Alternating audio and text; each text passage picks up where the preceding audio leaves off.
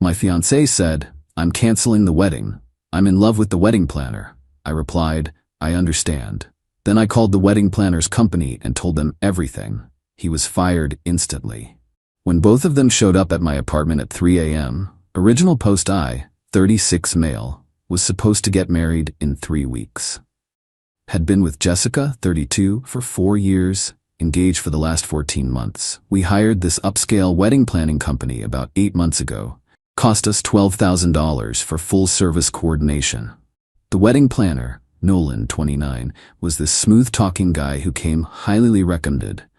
Always dressed sharp, knew all the vendors, had that whole "I'll make your dreams come true" pitch down perfect. Jessica was impressed from day one. Looking back, the signs were there. The private vision meetings that I wasn't invited to. The late-night texts about centerpiece emergencies. The way she'd light up when he called. But I trusted her. Why wouldn't I? We were planning our wedding. Last Monday, Jessica asked to meet at our favorite coffee shop. She looked nervous, kept fidgeting with her engagement ring. Then she dropped it. "Brett, I need to tell you something. I'm canceling the wedding." My coffee cup froze halfway to my mouth. "What? Why? What's wrong?" "I'm in love with Nolan." Just like that. 4 years, gone.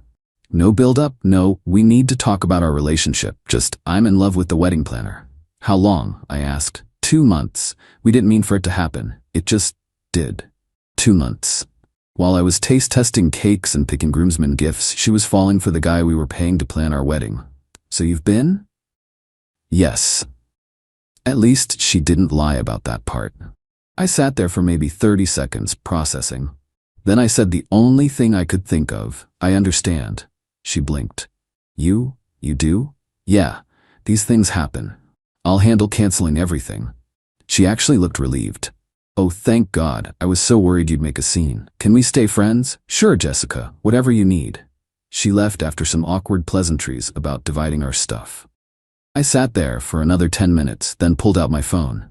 First call, my buddy Greg, who's a lawyer. "Need you on standby, might have some contract issues coming up."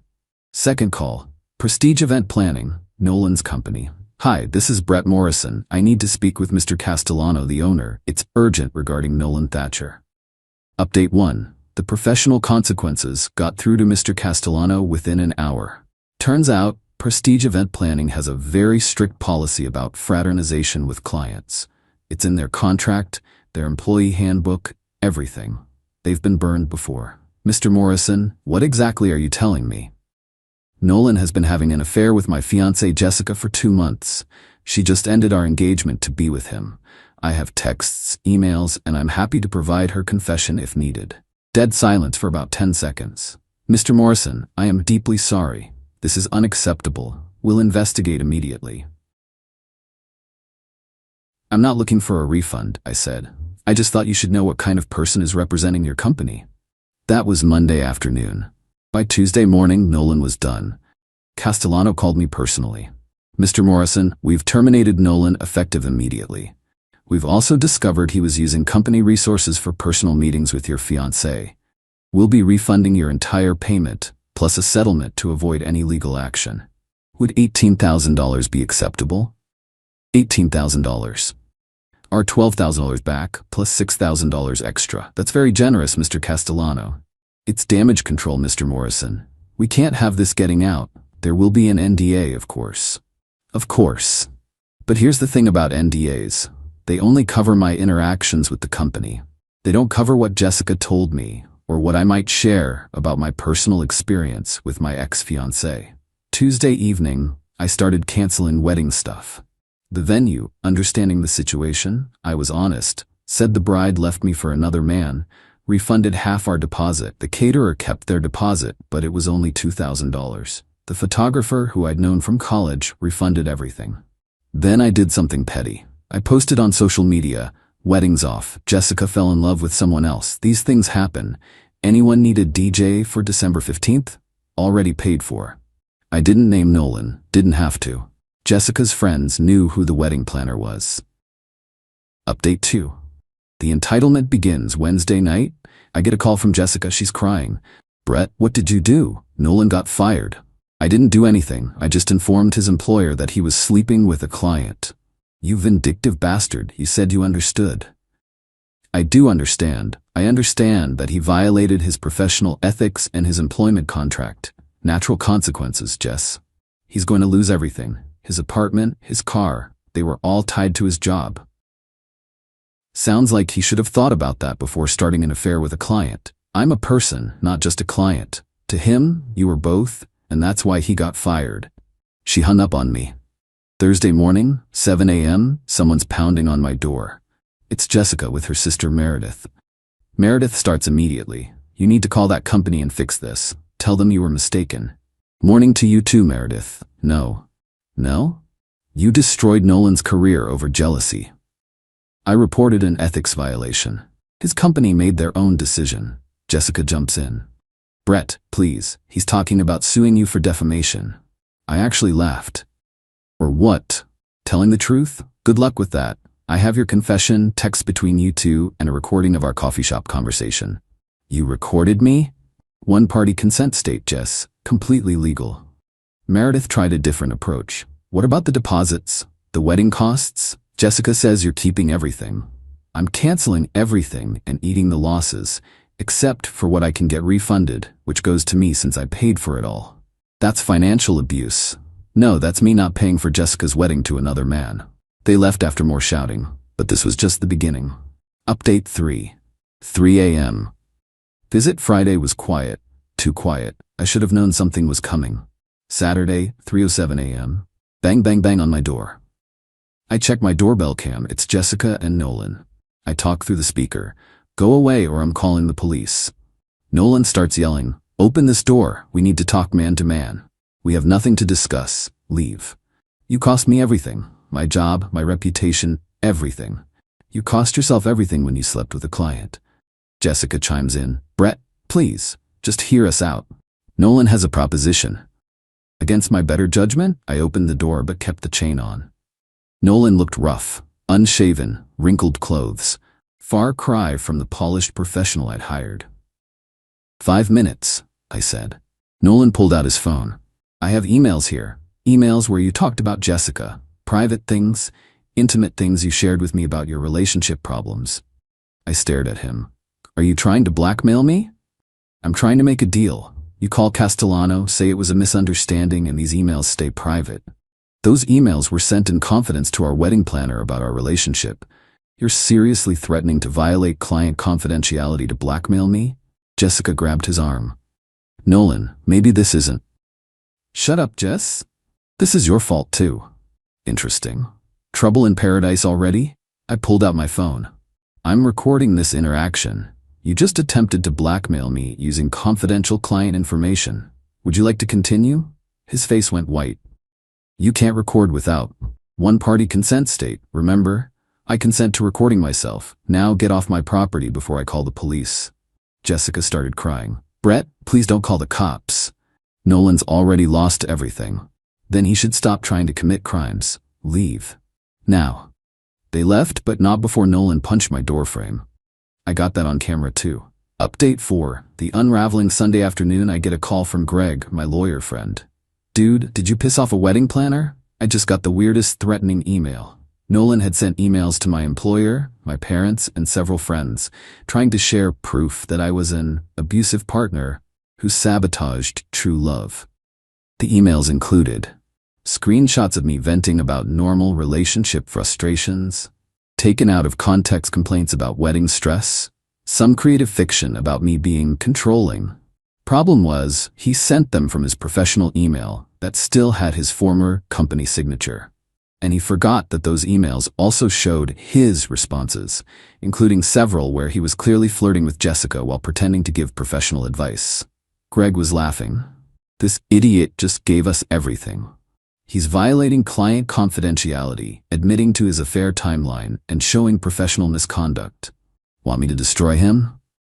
How much would that cost? For this slam dunk, I'll do it for the entertainment value. Maybe throw me a nice bottle of scotch. Monday morning, Greg sent a cease and desist letter to both Nolan and Jessica. It outlined the blackmail attempt with doorbell camera footage, the violation of client confidentiality, harassment through defamatory emails, A promise to pursue criminal and civil charges if they contacted me or anyone in my life again. But the best part? Greg CC'd Castellano at Prestige Event Planning. Castellano called me an hour later.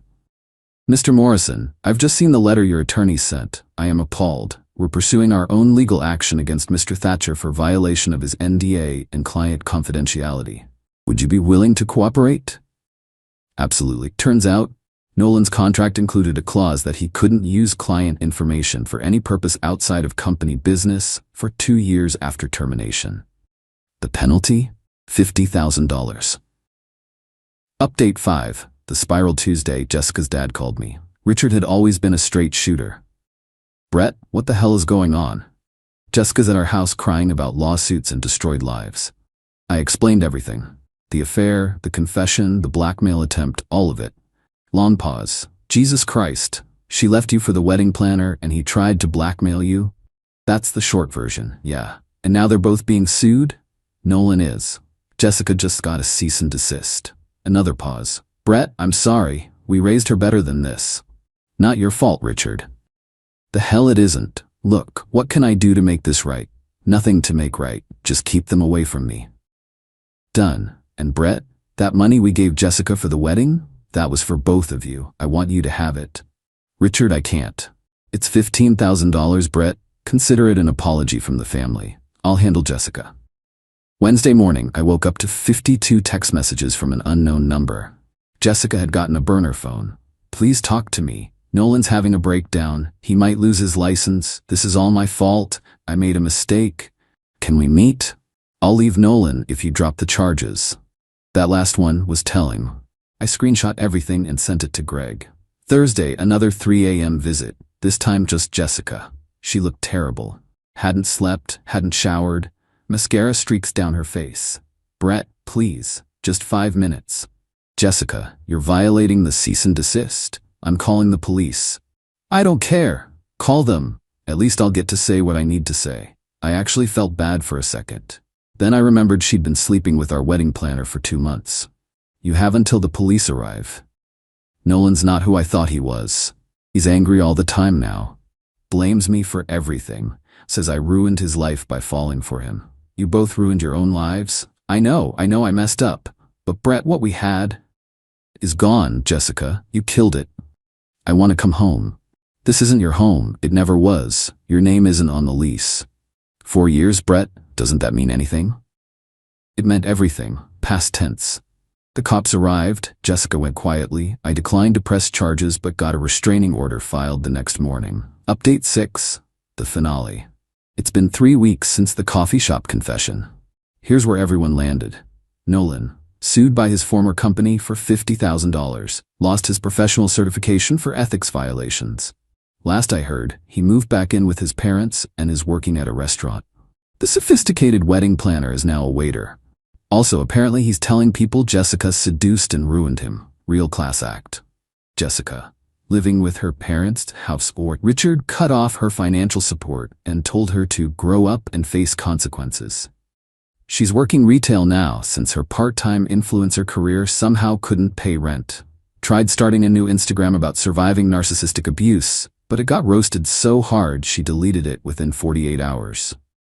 The company, Castellano, sent me a final check for $22,000 total. The extra was to ensure my silence about which company it was. He also blacklisted Nolan from every vendor in the industry. Turns out wedding planners have their own network, and Nolan is basically radioactive now. Me? I'm doing okay. Not great, not terrible, just okay. Went to therapy for a few sessions to process everything. Took a solo trip to Vegas with some of the wedding refund money. Lost $500 at blackjack, but had a blast. The apartment feels different now. Emptier, but also cleaner somehow. Like I fumigated the place of toxic energy, or whatever Jessica would have called it. My brother summed it up best. She left you for the help and thought you'd just take it. Instead, they both got exactly what they deserved, each other and nothing else. Final update. One last visit yesterday, 6 weeks post-confession. I got one final visit. Not from Jessica or Nolan, but from Nolan's ex-girlfriend Valentina. You're Brett, the groom? Ex-groom, but yeah. I wanted to thank you. Turns out, Nolan had been gaslighting her for months about why he was coming home late, why he was so secretive about his phone. She suspected something, but he convinced her she was paranoid and controlling. When he got fired and the truth came out, everything clicked. He'd been cheating on me with your fiancée while planning your wedding. We actually grabbed coffee and compared notes. The overlap was insane. Nights he told her he was with vendors, he was with Jessica. Times Jessica told me she was with her sister. She was with him. Valentina's parting words: they deserve each other. Two cheaters who threw away good relationships for a thrill. Let them live with that. Edit, since people keep asking. Yes, I kept the ring. Sold it for $8,000. Took a loss but worth it for the closure.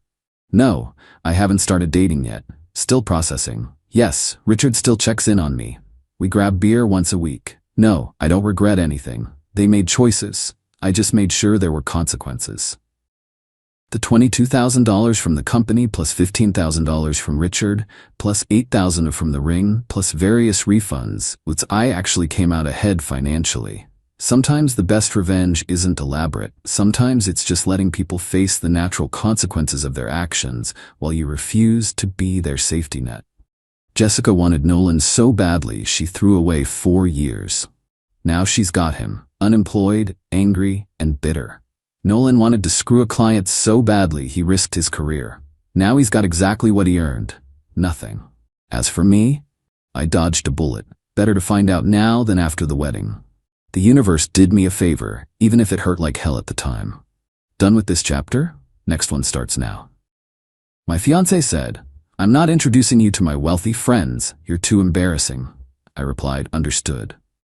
Then I showed up to her elite country club as the owner's son. When she saw me shaking hands with her friends, I, 32 male, need to get this off my chest while it's still fresh. My now ex-fiancée Victoria, 29, just learned a very expensive lesson about assumptions and classism.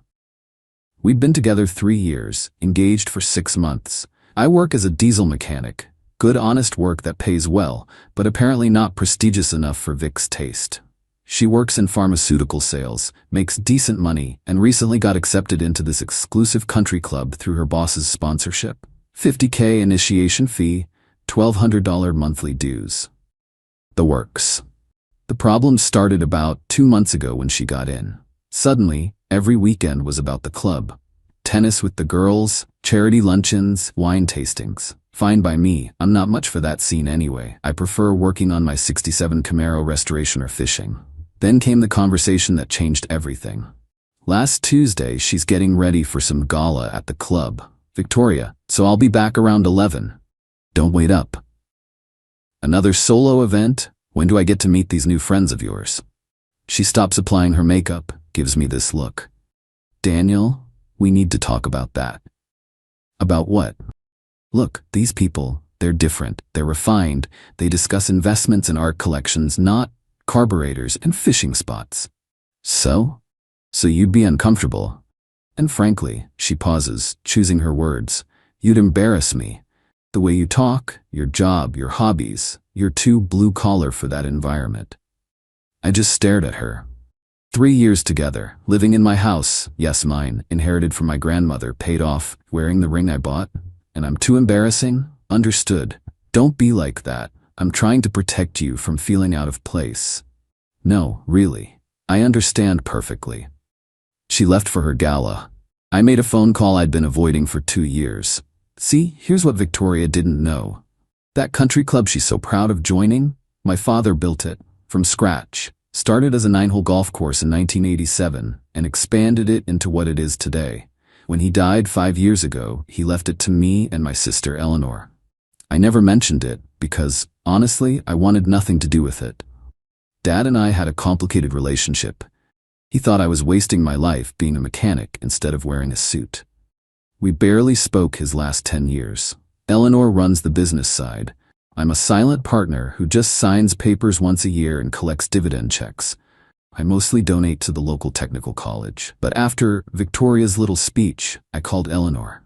Me, Ellie, I need to visit the club Saturday. You're joking. You haven't set foot there since Dad's funeral. Yeah, well, things change. There's a charity auction Saturday, right? The Children's Hospital fundraiser. Why? Wait, is this about that woman you're seeing? The one who just joined? Eleanor handles all the membership approvals. She knew exactly who Victoria was. I need to make an appearance, as myself. Oh, this is going to be good. Want me to make sure the staff knows you're coming? Me, absolutely, full treatment. Update 1 Saturday arrived. Victoria left early to help set up for the auction. I waited until the event was in full swing, then drove over in my truck, the same 03 F250 she always complained about me parking in the driveway. Walking through those doors felt surreal. The staff immediately recognized me. Eleanor did her job. The valet practically sprinted to take my keys. The general manager, Harrison, who'd worked for my dad for 20 years, nearly broke his professional composure. Harrison, Mr. Fitzgerald, what an unexpected pleasure. Your sister mentioned you might attend. Me, Harrison, good to see you. The place looks great. Shall I escort you to the Lafayette Ballroom?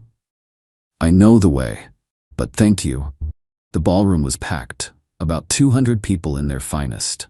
I spotted Victoria immediately, holding court near the bar with a group of women, laughing at something. I recognized her boss, Carol, and some board member's wife she'd mentioned. But before I could approach them, a voice boomed across the room. Danny Fitzgerald. Is that really you? Douglas Whitmore. Dad's best friend, current board president, and the closest thing I had to an uncle. He rushed over, grabbed me in a bear hug that probably scandalized half the room. Doug, Eleanor said you might show. About damn time. Ladies and gentlemen, Daniel Fitzgerald is here.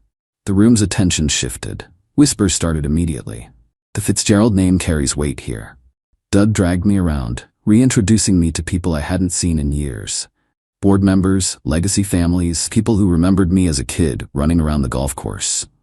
Every introduction was, Bob, you remember Tom's son Daniel? He owns the place now. Then I saw Victoria's face. She'd gone completely white. Her champagne glass frozen halfway to her lips. Carol was saying something to her, but Vic wasn't responding, just staring. I made my way over, Doug still beside me. Me, Carol, good to see you again. Daniel, I had no idea you were… Wait, you two know each other? Victoria found her voice. This is my fiancé. The silence was deafening. Carol's eyes went wide. The other women looked between us, computing. Doug, God bless him, made it worse. Fiancé? Danny, you didn't mention you were engaged, and to one of our new members. Victoria, you're a lucky woman. The Fitzgeralds basically built this place. Victoria, I need some air. She practically ran to the terrace. I didn't follow. Instead, I enjoyed the auction, bid $20K on a week in Aspen for the hospital, not the trip, and had actual conversations with people she deemed too refined for me. Funny thing, they were fascinated by my work. One guy collects classic cars and peppered me with questions about restoration. Another wanted advice on buying a boat. Turns out rich people have hobbies too. Victoria texted me furiously throughout, we need to talk now. This isn't funny. You lied to me. Daniel, please. Stop ignoring me. I didn't respond. I was too busy having a conversation with her boss Carol about how Victoria had described me as working in transportation and how she'd been angling for introductions to the important families. Carol, she said you were uncomfortable in social situations. Did she know? Daniel, I'm mortified. If I'd known she was treating Tom's son like that. Not your fault. People show you who they are eventually. Update 2, I left the auction around 10 p.m. Victoria's car was gone, but she was waiting at my house, pacing the living room. Victoria, 3 years. You hid this for 3 years. I didn't hide anything. You never asked. Bullshit. You deliberately made me think you were just some mechanic. I am a mechanic. I fix diesel engines. That's my job. You own a country club. Me. I inherited a quarter of a country club. Eleanor owns another quarter and the trust owns the rest. I don't run it. I don't work there. I barely acknowledge it exists. Victoria, do you have any idea how humiliated I am? I've been telling everyone my fiancé couldn't possibly fit in, and you're literally their landlord. You're humiliated? You told me I was too embarrassing to be seen with. You said I'd embarrass you. That was before I knew. And that's the problem, Vic. She tried everything. Tears, apologies, accusations, claimed I tested her and she failed, that it wasn't fair, that I should have told her. Maybe she had a point about the testing, but I didn't set out to test anyone. I just wanted to be loved for who I am, not what I inherited. Me? You know what the real kicker is? If you just introduced me as your mechanic fiancé, nobody would have cared. Doug knew what I did for a living. Harrison knew. They respect honest work. The only person who thought I was embarrassing was you.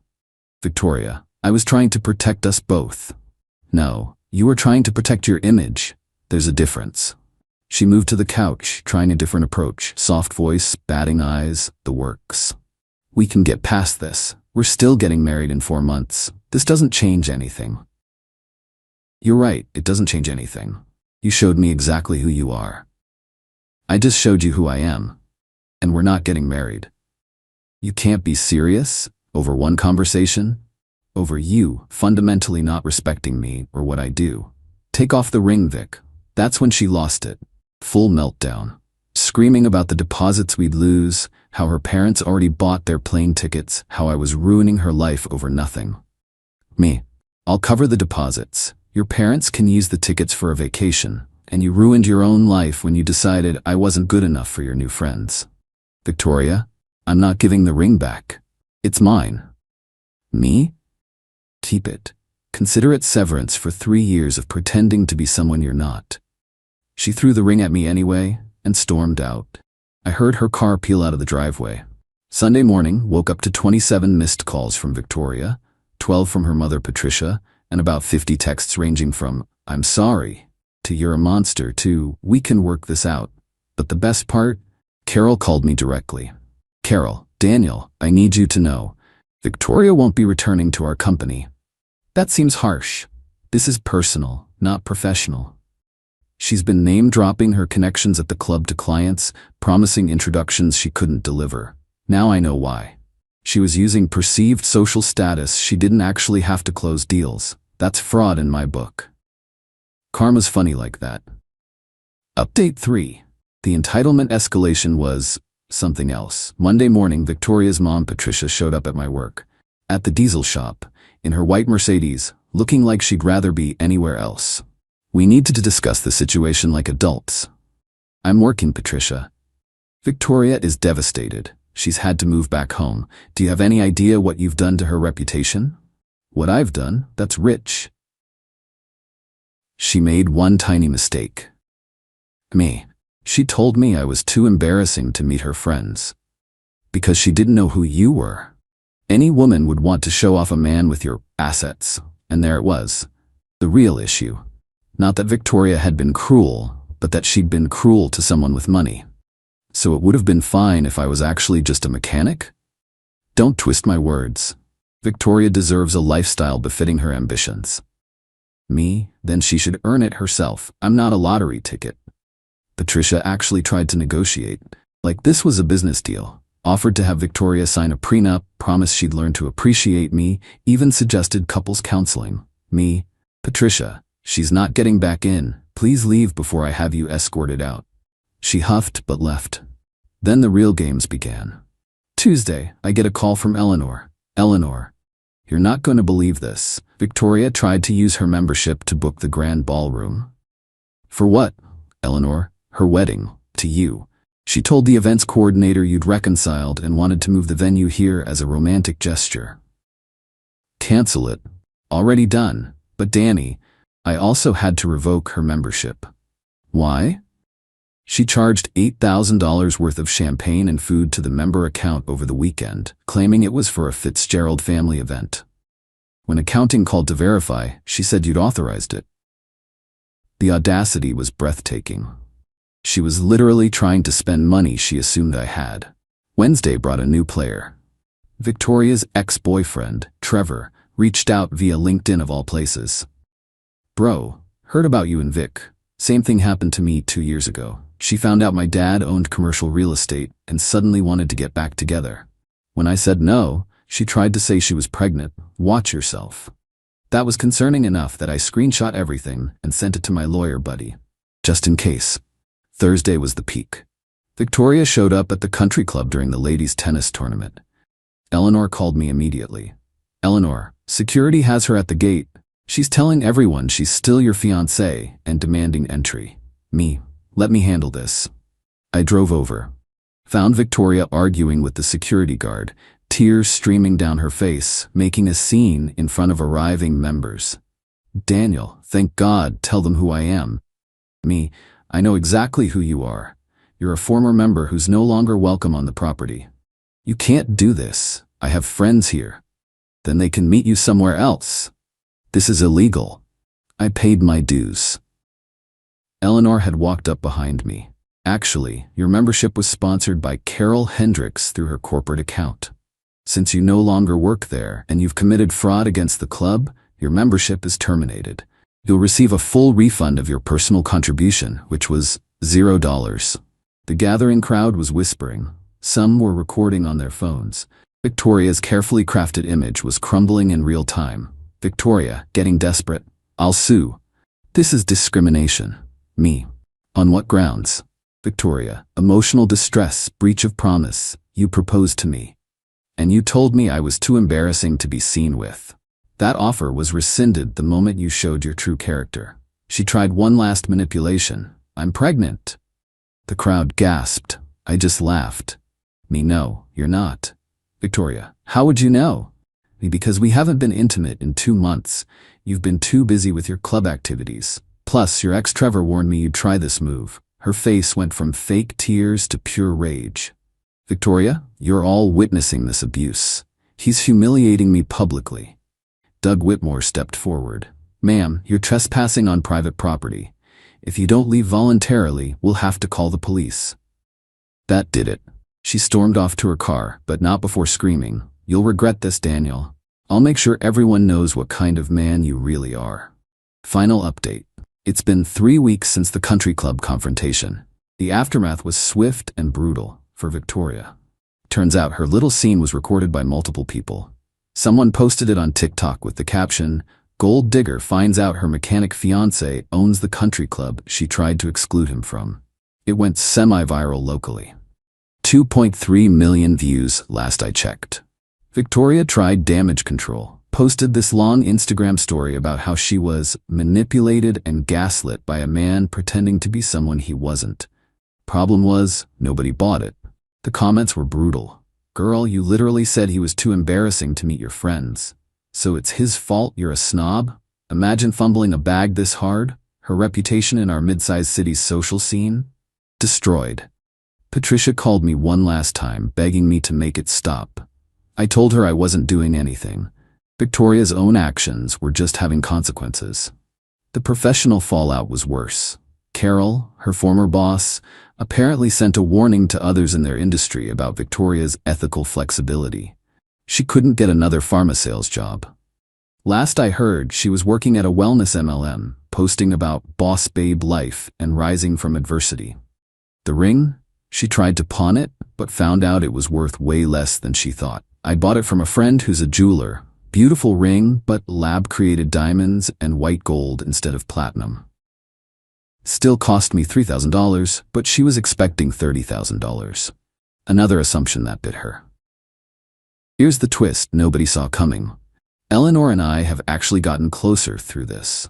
We started having dinner once a week, talking about Dad, the club, everything we never discussed before. She convinced me to be more involved with the family legacy, not as an owner, but as an advisor for their new vocational training program. Turns out I can help kids who want to work with their hands, get scholarships and apprenticeships. Met someone new at the technical college where I volunteered teaching a diesel maintenance class. Amy's a welding instructor, doesn't give a damn about country clubs, and thinks my truck is badass. When I told her the whole story on our third date, she nearly choked on her beer laughing. Amy, wait, so she thought you weren't good enough for her rich friends, but you literally owned the building? Me, quarter-owned, but yeah. That's the most beautiful karma I've ever heard. Please tell me someone got it on video. I showed her the TikTok. She watched it 3 times, wheezing with laughter. The part where she says she's pregnant and you just go, no you're not? Dead. I'm dead. We've been dating 2 months now. She came to the club with me last week for Eleanor's birthday dinner. No pretense, no anxiety about fitting in, She wore jeans and a nice blouse, talked to everyone like normal people, and had Doug Whitmore obsessed with her restored '78 Bronco by the end of the night. Doug pulled me aside. "This one's different, Danny. She looks at you, not what you come with." He's right. Amy doesn't care about the inheritance or the club membership. She cares that I make her laugh, that I fixed her dad's tractor for free, and that I volunteer at the animal shelter on weekends. The actual me, not the bank account. Victoria, meanwhile, tried one final play. Sent me a long email about how she's grown from the experience and deserves a second chance. How she's been in therapy, doubt it, and realizes she loved me for me, not what I had. Bigger doubt. Ended with, "I'm willing to forgive you for the deception if you're willing to forgive my mistakes." The entitlement never dies, does it? She's willing to forgive me? I didn't respond, just forwarded it to Eleanor, who laughed so hard she cried. Eleanor, the lion, the witch, and the audacity of this. Ellie? What? She called you embarrassing, then tried to steal champagne. I said what I said. Looking back, Victoria did me a favor. If she hadn't shown her true colors over the country club, I might have actually married her. Would have spent my life with someone who saw me as beneath her, only to flip when she found out about the money. That's not love. That's a business transaction. Now I'm with someone who'd date me if I really was just a diesel mechanic living paycheck to paycheck. Because that's who I am at heart. A guy who likes working with his hands, restoring old cars, and fishing on Sunday mornings. The inheritance is just numbers in an account I barely touch. The country club? I still rarely go, except for family events or the occasional charity thing. But now when I do show up, in my jeans and work boots, members treat me with respect, not because of who my father was, but because they saw what happened when someone didn't. Victoria is still posting about her journey and growth on social media, still trying to portray herself as the victim who's rising above. But everyone knows the truth. She played herself, thought she was trading up to a better social circle, only to realize she'd been living with her golden ticket the whole time. As Amy says, karma doesn't always come quickly, but when it does, damn, it's satisfying. Couldn't agree more. My fiancé said, "I'm not signing a prenup, but I need you to add me to your house deed before the wedding to show trust." I replied, "Let me think about it." Then I had the house appraised. Turns out her lawyer friend was actually her affair partner planning to force a sale. When I confronted them both with the PI photos at her bridal shower, original post, I, 41 male, am sitting in what used to be our bedroom, staring at the engagement ring she left on the dresser. 3 months ago, I thought I was the luckiest man alive. Now I'm just another guy who learned that when someone shows you red flags, you better pay attention. Met Rebecca, 36, 2 years ago, at a charity golf tournament. She was volunteering. I was playing badly. She laughed at my terrible swing. I bought her a drink. Classic meet cute, right? She was everything I thought I wanted. Beautiful, ambitious, worked as a marketing director at a tech startup. We clicked instantly. I'd been divorced for 5 years, had my life together. Good job as a senior engineer, nice house I'd bought after the divorce, decent savings. Rebecca seemed to appreciate that I was stable, mature, had my act together. She'd complain about guys her age being man-children, and loved that I owned my home, had a real career, wasn't playing games. We got engaged last year. Small proposal, just us at her favorite restaurant. She cried, said yes, posted it everywhere. Her friends were thrilled. My friends were cautiously optimistic. My buddy Dennis kept saying, "Seems fast, bro," but I figured he was just bitter from his own divorce. Then 3 months ago, wedding planning in full swing, she drops this bomb over dinner. So I've been thinking, I'm not comfortable signing a prenup. It feels like you're planning for our marriage to fail. I set down my fork. Rebecca, we discussed this. I have the house, retirement accounts, some investments, you have student loans. A prenup protects both of us. But if you really trusted me, you wouldn't need legal documents. Actually, she paused, twirling her wine glass, I think you should add me to the house deed before the wedding, to show you're serious about us being equals. I nearly choked on my water. Add you to the deed? On the house I bought myself? Partners share everything, Tom. If you're not willing to share your life with me, why are we even getting married? The entitlement in her voice was something new, or maybe I just hadn't noticed it before. Let me think about it, I said, trying to stay calm.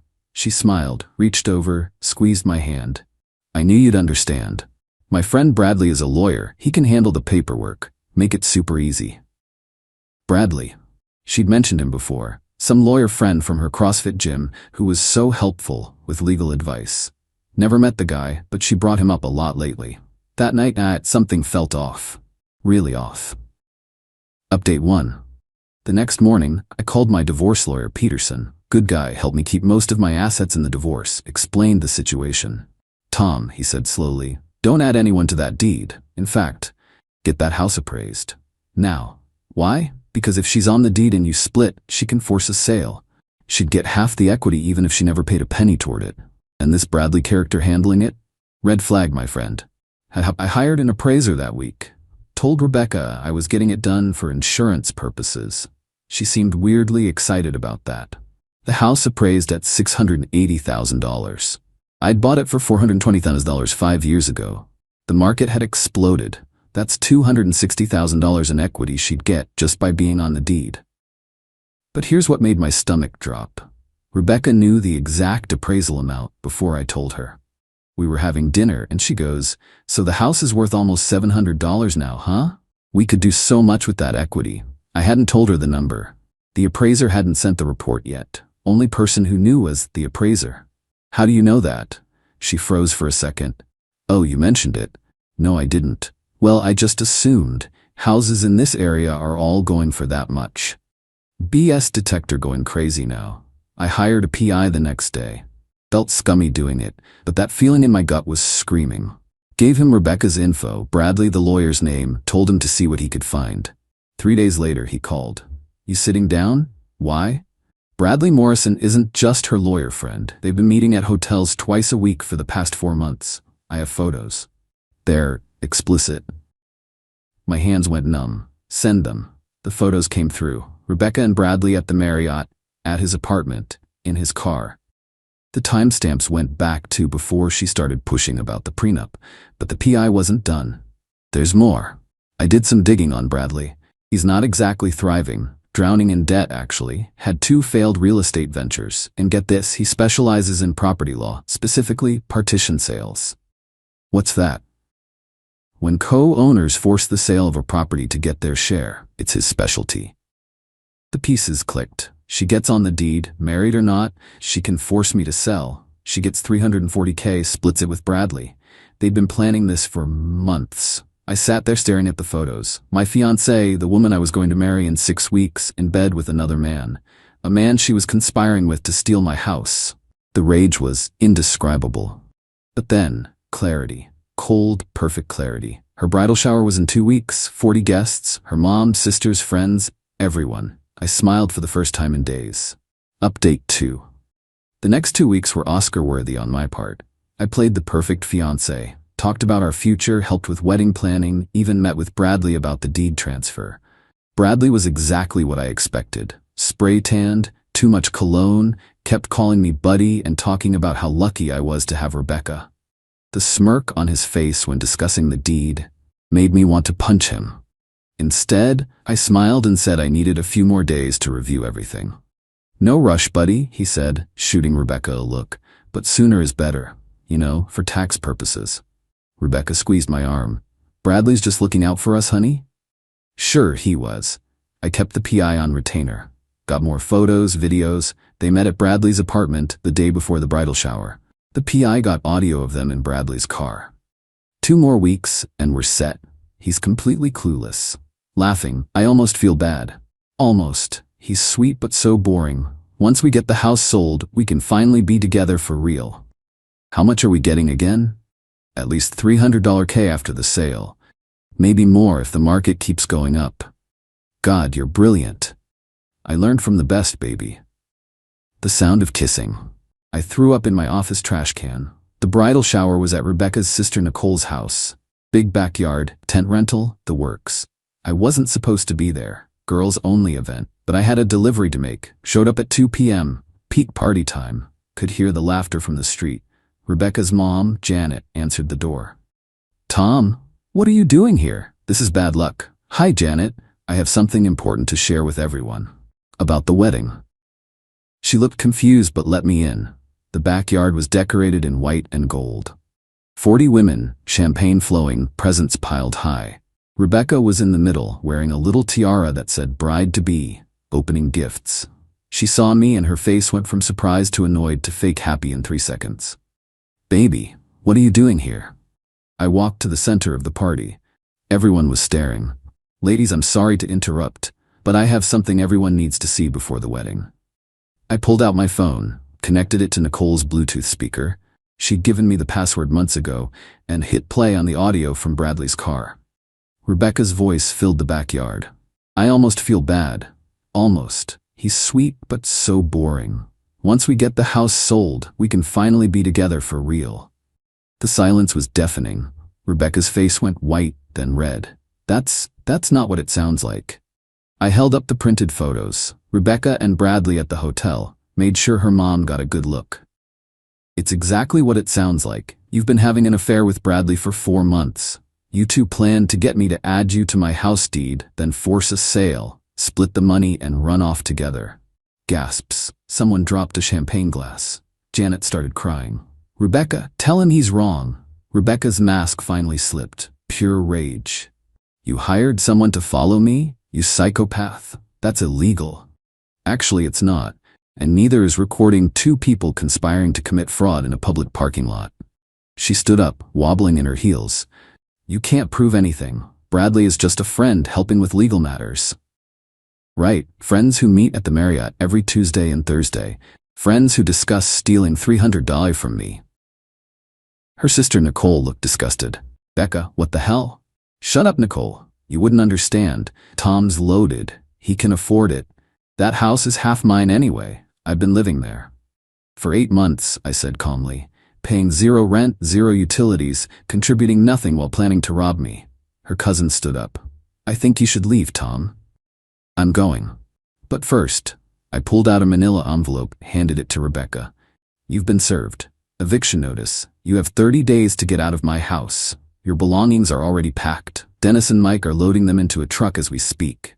You can pick them up at the storage unit on Riverside. First month's paid. After that, it's on you." She lunged at me. "You can't kick me out. We're engaged." Her mom and sister had to hold her back.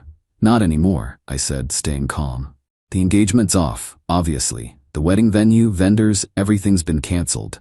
I sent emails an hour ago. Oh, and Bradley's wife got copies of everything too. Figured she should know what her husband's been up to." That stopped Rebecca cold. "Bradley's wife? Melissa, lovely woman, pregnant with their 2nd kid. She's filing for divorce Monday, probably taking him for everything he's worth, which isn't much according to my lawyer." Rebecca collapsed into a chair. The rage was gone. Just shock now. Update 3. Left the bridal shower to the sound of chaos. Rebecca screaming, her mom trying to calm her down, guests fleeing like the place was on fire. Nicole texted me later that night. "Holy hell, Tom. I'm so sorry. I had no idea." "Not your fault. She's losing it. Broke a bunch of dishes, blamed everyone but herself. Mom's devastated. Sorry this ruined your party." "Are you kidding? This was the most excitement we've had in years. Also, you're a legend." Got home to find Rebecca had tried to break in. Scratches all around the lock. Doorbell camera caught her kicking the door and screaming. Sent that footage to my lawyer too. Bradley started blowing up my phone. Threats about lawsuits, defamation, harassment. My lawyer shut that down quick with a cease and desist letter. Then Bradley's wife Melissa called me. "Tom, I wanted to thank you." "For ruining your marriage?" She laughed bitterly. "For saving me years of my life? I suspected something but could never prove it. He's been moving money around, hiding assets. Now I know why." "I'm sorry you're going through this." "Don't be. I'm taking the house, the car, and full custody. My lawyer says with the evidence you provided, Bradley's screwed." Small comfort, I guess. Rebecca tried everything over the next week. Showed up at my work crying, security removed her, had her mom call begging me to reconsider. Janet was nice, but I held firm. Sent a fake suicide threat text. I called 911 for a wellness check. She was fine, just pissed. Posted on social media about her abusive ex. I posted the hotel photos in response. She deleted everything. Threatened to claim I assaulted her. My lawyer reminded her about the consequences of false police reports. Then came the extinction burst. Sorry, I know that term is overused, but that's exactly what this was. Update 4. 2 weeks after the shower, I'm at work when building security calls. Mr. Thompson? There's a situation in the parking garage. I knew before I even got down there. My truck was destroyed. Windows smashed, tires slashed, asshole keyed into every panel. Rebecca standing there with a baseball bat, crying and screaming. You ruined my life. Bradley won't even talk to me. His wife is divorcing him. My family thinks I'm trash. This is your fault. Security already had the cops on the way. I just stood there recording on my phone. Rebecca, you're on camera destroying my property. I don't care. You destroyed my life. You destroyed your own life. You chose to cheat. You chose to try to steal from me. These are consequences. She swung the bat at me. I stepped back. She missed, fell on her face. Cops showed up right then. Beautiful timing. They arrested her on the spot. Vandalism, attempted assault with a deadly weapon. The damage to my truck was over $12,000. Felony territory. Her mom bailed her out the next day, but the damage was done. Photos of her in cuffs went viral in our social circle. Bradley had already thrown her under the bus, telling everyone she seduced him. And it was all her idea. Real class act, that guy. The best part? My insurance covered the truck damage, and they're going after Rebecca for the full amount plus legal fees. But wait, there's more. Last week, Rebecca's former employer reached out. Turns out she'd been using her company credit card for her hotel meets with Bradley. Thousands in personal charges. They're pressing charges for embezzlement. Her lawyer, not Bradley, he's too busy with his own divorce, reached out about a plea deal. She'll plead guilty to the vandalism, pay restitution, do community service if I don't pursue additional civil charges. I agreed, but with conditions. Full restraining order, permanent. She admits in writing to the affair and the attempted fraud. She pays for my truck damage in full. She never contacts me or comes within 500 feet of my property. Her lawyer said she had no choice but to accept. Final update. It's been 3 months since the bridal shower bomb drop. Time for the final update on this disaster. Rebecca took the plea deal. 6 months probation, 200 hours of community service, full restitution for my truck. The restraining order is permanent. She had to write a letter admitting to everything, the affair, the fraud attempt, all of it. My lawyer has it in case she ever tries anything again. Bradley's life imploded. His wife, Melissa, took him to the cleaners. She got the house, both cars, full custody of the kids, and alimony. His law practice tanked when word got out about the fraud attempt. Last I heard, he was living in a studio apartment and working document review for $25 an hour. Karma's a beautiful thing. Rebecca's working at a call center now. Her marketing career is toast. Turns out embezzling from your employer makes you unhireable in that field. She's living with her parents. Janet calls occasionally to apologize. I tell her it's not her fault, but I can hear the disappointment in her voice when she talks about Rebecca. Nicole and I actually became friends through this. She checks in every couple weeks, says Rebecca still blames everyone but herself. Still thinks I overreacted and ruined her life over a mistake. No accountability whatsoever. Found out some interesting backstory from Nicole. This wasn't Rebecca's first rodeo. She'd done something similar with an ex 5 years ago. Moved in with him, tried to get him to co-sign on a condo, dumped him when he refused. He dodged a bullet. Wish he'd warned me. The wedding vendors were cool about the cancellations. Most gave partial refunds. Lost about $8,000 total on deposits, but considering what could have happened, I'll take that loss. As for me, I'm good. Better than good, actually. Got a promotion at work. Turns out avoiding a catastrophic marriage is great for productivity. Started seeing someone new. Amy, a fellow engineer who owns her own house and actually insisted on a prenup when I jokingly brought it up on our 3rd date. We're taking it slow, but it's nice being with someone who has their own life together. The house is all mine, no complications. Actually refinanced last month at a better rate. That equity Rebecca wanted so badly, using it to renovate the kitchen. Granite countertops, new appliances, the works. My buddy Dennis, he framed the eviction notice I served Rebecca. It's hanging in his garage with a plaque that says, "Trust your gut, 2024. He brings every new girlfriend by to see it and tell the story. I've become a cautionary tale and a legend simultaneously. Rebecca tried reaching out once through a mutual friend last month, wanted to apologize and get closure. I declined. She made her choices, I made mine. Some bridges aren't meant to be rebuilt. They're meant to stay burned as reminders. Looking back, the red flags were there. How quickly she pushed to move in. How she never wanted to discuss finances but wanted access to mine. How she always had expensive taste but never wanted to contribute. How this Bradley guy suddenly appeared once marriage was on the table. How she went from I love you to give me half your house in record time. Lessons learned. 1. Trust your gut, it's usually right. 2. If someone refuses a prenup, run. 3. If they want to be added to assets they didn't help acquire, run faster. 4. When someone shows you who they are, believe them. 5. PIs are worth every penny. 6. Always have security cameras. 7. Document everything. To anyone reading this going through something similar, you're not crazy. Your concerns are valid. Don't let anyone gaslight you into ignoring red flags. And when someone tries to steal from you while sleeping with someone else, let them face every consequence coming their way. No regrets, no looking back, just forward. Thanks for following this insane journey, Reddit. May your partners be faithful and your assets stay protected. Tom out.